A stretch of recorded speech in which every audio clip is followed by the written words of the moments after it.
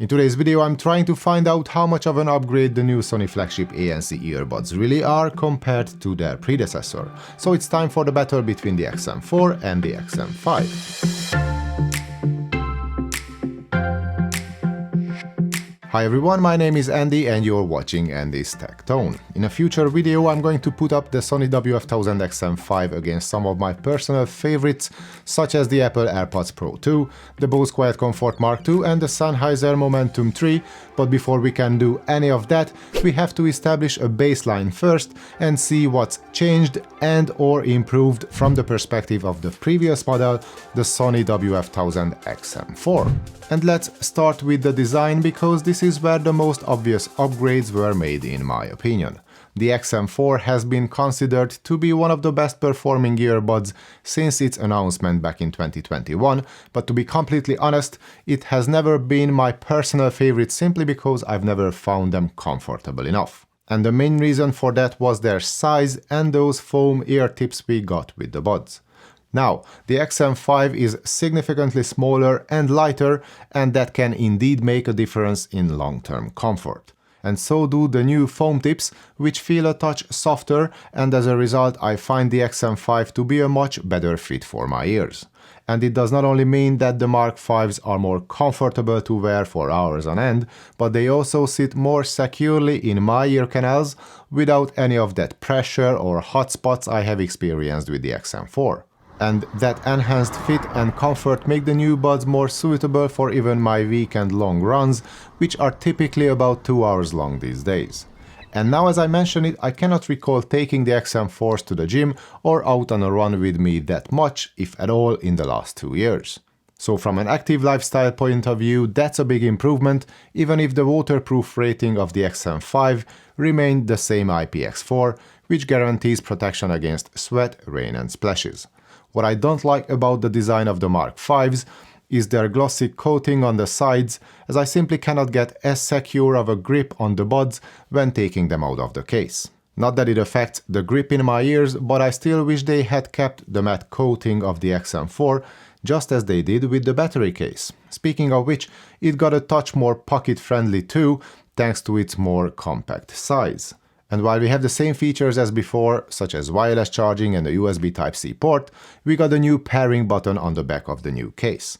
And of course there is a battery inside the case that can fully recharge the earbuds twice. And as a result, the XM5 delivers the same 24 hours of total battery life as the XM4, with a single charge playtime of up to 8 hours on each. We can of course consider getting the same battery performance from a smaller package an improvement, but the only thing that's factually improved is the quick charging, as it now takes only 3 minutes to give us an extra hour of use, instead of the 5 minutes we had on the old model. Onto connectivity, we got a new chip on board with Bluetooth 5.3, which supports the LDAC codec, multipoint use and mono mode. The XM4 did not have multipoint from day one, but the recent firmware upgrade added multipoint to the old model as well, so if we compare the two today, it's all the same. Multipoint works across all platforms including Android, iOS, Mac and Windows, and the LDAC codec remains available on both buds when connected to multiple devices. Latency seems to be the same on both earbuds, which makes watching movies and videos hassle-free with no lip-sync issues, but there is still no dedicated low-latency game mode. But the real novelty of the XM5 is the addition of the LC3 low-energy audio codec, which is one of the new technologies of Bluetooth LE audio, which might bring further benefits and cool features with it down the road. And by using the LC3 codec on compatible Android phones, you will not only get better efficiency, which can positively affect the battery life of your earbuds, but you will also get lower latency, which can come in handy for more enthusiast gamers. And since Sony claims to have improved the phone call quality of their new earbuds, let me give you a few audio samples so you can be the judge of that yourself based on what you can hear. So this is the phone call quality you can expect from the built-in microphones on the XM4 in a quiet environment. And as soon as we switch over to the XM5s, we can indeed notice some differences in their sound quality. My voice becomes a bit more full-bodied, it is more powerful and natural sounding too, which is always a welcome change when it comes to phone call quality. So this is what you get from the new buds in a quiet environment. Now let's move this party outside to see how the earbuds can cope with the elements such as wind noise and traffic in the background. So this is the audio quality you can expect from the Sony WF-1000XM4 in such conditions. And I have to give this one to Sony, as the voice transmission quality is indeed much improved on the new XM5. My voice sounds a bit more natural even in these adverse conditions. The wind noise reduction feels to be more efficient, and so does the overall noise cancellation. So this is my take on the phone call quality of these two earbuds, but let me know what you think about these audio samples down in the comments below. In terms of controls, the true innovation here is that now we get to adjust the volume along with controlling playback and ambient modes at any one time. On the XM4, you can only have 2 out of these 3 working at the same time, which usually means sacrificing either the volume or the ambient mode controls. On the Mark V, you still cannot remap the controls individually in the Sony Headphones app, and also that repeat tapping volume action is not always 100% accurate. If you don't follow a certain pace, the touchpad can register one of those repeated taps as a single tap sometimes, which will either pause playback or switch to a different ambient mode by accident, and that's not ideal.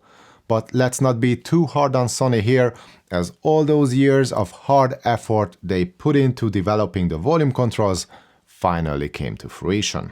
And on a more serious note, there are plenty other features on offer which allow us to control the behavior of our earbuds. For example, the built-in sensors will pause playback automatically when we remove one or both buds from the ear.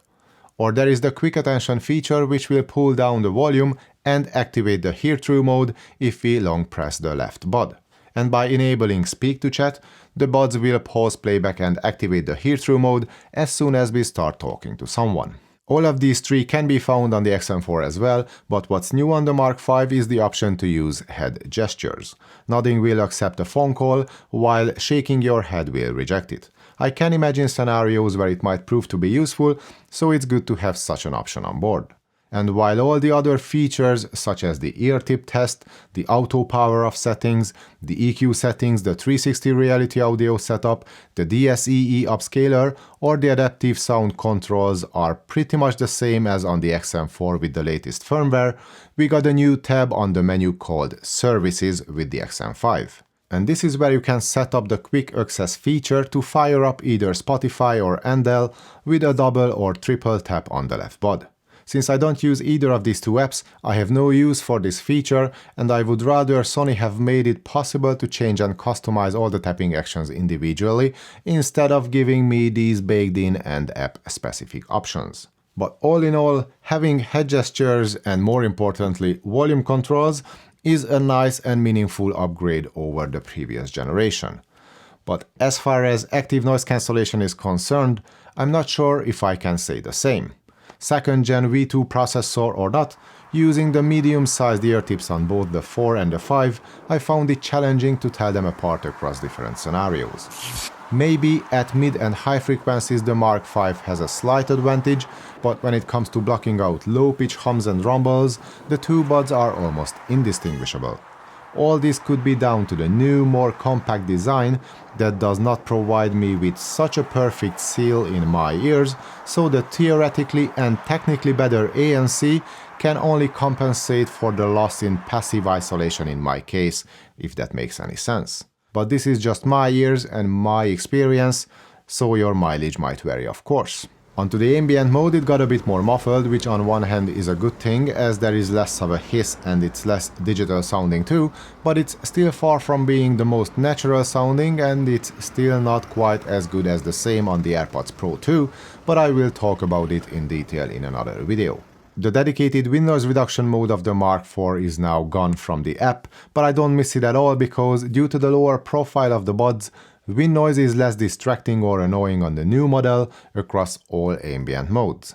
And while the ANC on the XM5 shows some improvements here and there, it's not quite as much of a leap in performance as the manufacturer might want you to believe, so for this reason alone you should not upgrade from the Mark IV, unless you live in an area where wind is an issue you have to deal with on a daily basis. But the changes Sony have made in the sound quality department might justify your upgrade-itis. For starters, we got brand new drivers which are 8.4mm in diameter, which makes them significantly larger than the 6mm ones you can find in the old model. But even though the drivers got bigger, the bass got a bit toned down, or at least those low-frequency rumbles got turned down a notch. But no need to worry, as the bass is still punchy and plenty powerful, and thanks to this new tuning, the overall sonic character of the buds has become more balanced, only with a bit less of an emphasis on those sub-bass notes. In return, however, the mids can get a bit more attention. The amount of detail and energy on offer in the mids have improved, and the rendering of both female and male vocals is more natural too. Instruments serve up more fine details with a neutral tonality. The sound is neither too warm nor it is overly bright, it's just spot on. Extension in the higher octaves is top of the class, and we don't get harsh edges or any sibilance at all, not even at higher volumes. Speaking of which, the Mark V can get crazy loud, but the XM4 is no different, so volume junkies will be happy with either of the two. The only difference here is that while the tonality and the balance tends to fall apart at higher volumes on the XM4, the XM5s can hold it together and remain the same tonally across all volume levels. The imaging has also improved. Each and every instrument has its own distinct and well-defined spot on the soundstage, which, by the way, is wide and spacious too. Not that there was an issue with that on the Mark IVs, but Sony managed to add a fraction more air detail and finesse to the presentation of their new buds. The one thing you might miss with certain genres is the more dynamic bass-heavy and V-shaped character of the XM4s, but to me, the more balanced, neutral and detailed sound of the Mark Vs is much more pleasing to listen to in the long run. And you got practically the same EQing options in the app with both, so you can play around with those settings to tailor the sound of each bud to your liking. And before I wrap this all up, one quick word about spatial audio. Both earbuds support the 360 reality audio format, which is supported by certain streaming services such as Tidal, but the XM5s can now also do head tracking to enhance your movie watching experience when using compatible phones and apps. I've never been a fan of this feature on other buds, and I don't use it here either, but you may find it interesting and enjoyable yourself. And in conclusion, the Sony WF-1000XM5 brings some cool new features to the table, such as the LC3 codec, head gestures, always available volume controls, quick access for Spotify users, or head tracking. At the same time, we only got minor improvements, if anything at all, on the battery side of things and in the noise cancelling department. And even though Sony is pushing this new and best on the market ANC feature as the key selling point of their latest flagship earbuds, I believe that the more compact size, the improved comfort, the tighter fit, and the more sophisticated sound signature are the real advantages the XM5 can offer over their predecessor. Whether the price difference is worth all that, it's up to you to decide. The XM5 costs over $300, while if you are lucky, you can get the old model for almost $100 less as of making this video. For actual prices, please check out the links in the description. As for how the XM5 stacks up against some of the competition, that's something we are going to discuss in another video. But this is it for today. That was my take on the Sony WF-1000XM5 from an XM4 user's point of view. If you don't want to miss out on how the Sony buds fare against their competitors, then subscribe to the channel, and if you like this video, a thumbs up would be much appreciated too. We can of course continue the XM4 versus XM5 discussion in the comments below, so if you have anything to add or ask, feel free to comment away. Thanks for watching everyone, hope to see you all in the next one.